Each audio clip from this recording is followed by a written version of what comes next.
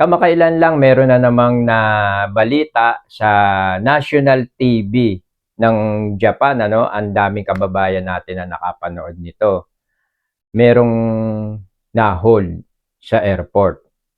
It's either napagmulta yon or napabalik ng Pilipinas. Ang dahilan doon, may dala-dala silang undeclared na meat products. It's either pork or itong baka, no, karne. Lagi ko sinasabi actually yung pagbabawal ng pagdadala ng any kinds or any form of meat. Matagal nang pinagbabawal yan. Hindi lang sa Japan, halos sa buong mundo yan eh. Maraming lugar talaga or maraming bansa na hindi pinapayagan na ikaw ay magdala ng meat products, ano. May mga bansa na napakalaki ng multa at napakahigpit, katulad nga niyang Japan, ano. Australia, yan, alam ko. Australia, napakalaki. Isingit ko lang, yung pagdadala rin ng prutas. Yung isang pirasong apple sa Australia, it will cost you $300 na multa. $300 dahil lang sa isang pirasong mansanas na pag dinala mo yan, pinasok mo doon, pagmumultahin ka. Tapos hindi mo dineklara. Lalo na kung hindi nakadeklara, no? Dito sa Japan, balikan natin yung Pinay na na-hold sa airport.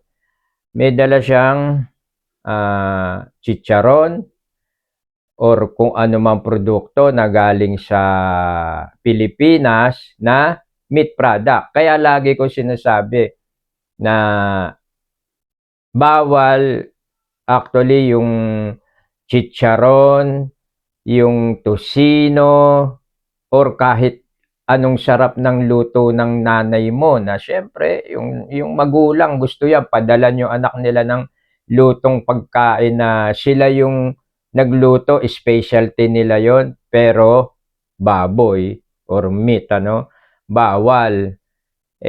Isa pa, hotdog.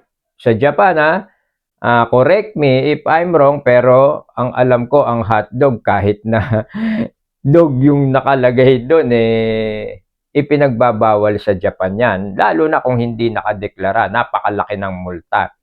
Ano pa, yun nga, chicharon, and isama nyo na rin yung ibang prutas, ano, kasi may mga prutas na hindi pwedeng ipasok.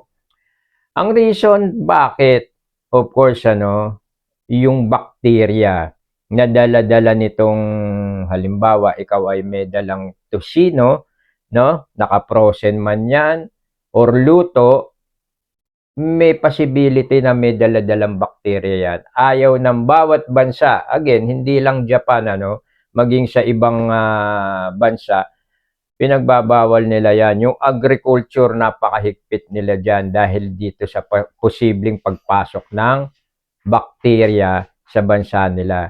Kaya kung ayaw nyo magkaroon ng problema sa airport, nung bansang pupunta nyo, especially sa Japan, lalo na kung bawal yung dala-dala nyo, alamin mabuti, wag nang magdala. Meat, number 1, meat. Nung araw pa yan, 15 years ago, 20 years ago, bawal na talaga yan. So, napakalaki ng multa at maaaring mas malaki pa yung maging penalty nyo bukod sa multa. Kaya tandaan nyo, bawal ang pork sa Japan. Ganon. Kasimple yun.